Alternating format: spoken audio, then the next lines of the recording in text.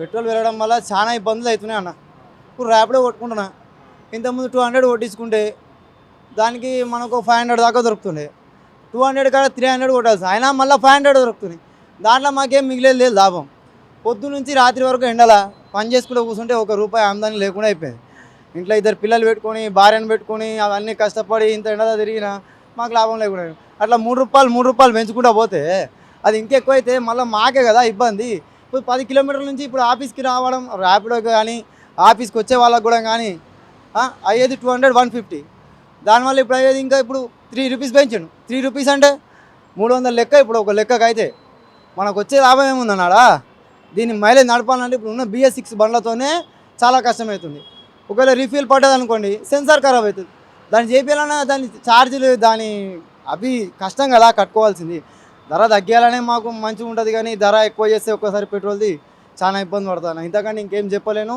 Plus ఏంటంటే చాలా delivery బాయ్స్కి కానీ జెప్టో వాళ్ళకి కానీ ఏదైనా సరే చాలా ఇబ్బందులు అవుతున్నాయి. అది దయచేసి కేంద్రం కానీ రాష్ట్ర ప్రభుత్వం కానీ 2 ప్రభుత్వాలు ఏదైనా ఒక నిర్ణయం తీసుకుంటే తగ్గిస్తే చాలా మంచిది. అది ర్యాపిడో వాళ్ళకైనా సరే, కొంతమంది కూలీలు ఉంటారు, కొంతమంది బతుకుదేరు కోసం ఎక్కడి నుంచో వచ్చి ఇక్కడ బతుకుతారు, వాళ్ళ కోసం కొంచెం ఆలోచించాలి కదా. ఇప్పుడు అన్ని డీజిల్ కానీ పెట్రోల్ కానీ పెంచితే ఇంకా చాలా ప్రాబ్లం అవుతుంది. అన్ని సరుకులు పెరుగుతున్నాయి, అన్నీ పెరుగుతున్నాయి, ఇంకా చాలా ప్రాబ్లం అవుతుంది. ఏమంటామన్నా అయిపోయింది. అంతే. వన్ వన్ ఇప్పుడు 111 లాగా అయిపోయింది. ₹110 85 అయింది. అంటే 111 లాగా 5 రాష్ట్రాల ఎన్నికల తర్వాత పెంచమనేసి అన్నారు, పెంచేసిర్రు. తాత వస్తాడే అదరగొట్టి పోతాడే అన్నట్టు మన హైదరాబాద్కి వచ్చిండు, అదరగొట్టిండు, పోయిండు. అందరికీ ఇప్పుడు పొలిటికల్ పార్టీస్ అన్నప్పుడు రెస్పెక్టే ఉంటుంది.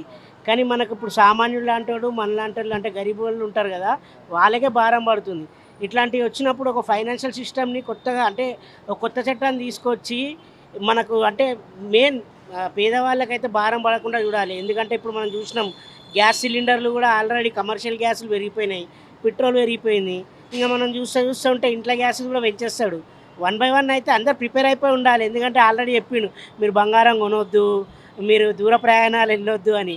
మనకు చెప్పిండంటేనే అంటే దేశం కొంచెం ఏమంటే అదే స్థితిలోకి వెళ్ళిపోతుంది. మనకు ఇప్పుడు ఈ ఫైనాన్షియల్ సిస్టమ్ అనేది చాలా మన మీద భారం పడబోతుంది. పబ్లిక్ మీద భారం పడుతున్నప్పుడు ముందుగానే వీళ్ళు పసిగట్టి అసలు పబ్లిక్కి అంటే ముఖ్యంగా పేదలకు మధ్యతరగతి వాళ్ళకు ప్రాబ్లం ఉండకుండా అయితే చూసుకోవాలి.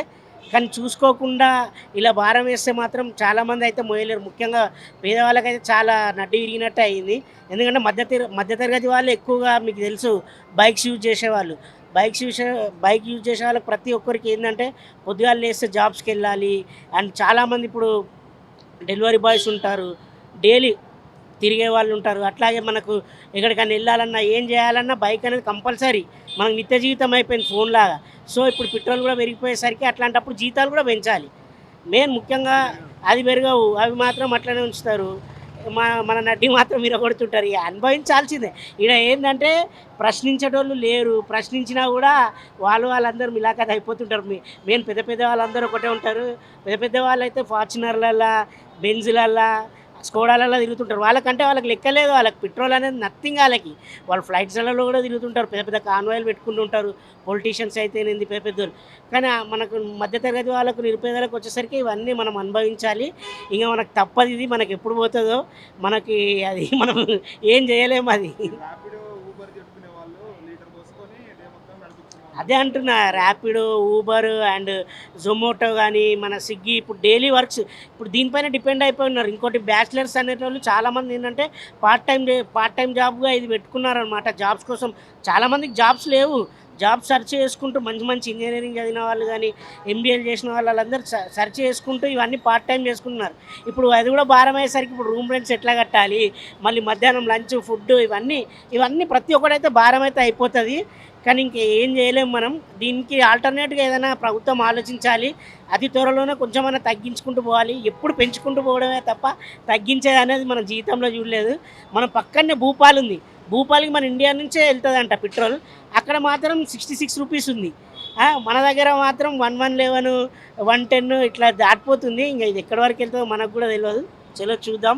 మనం ఏం చేయలేము, ఇక అనుభవించాల్సిందే. రైట్.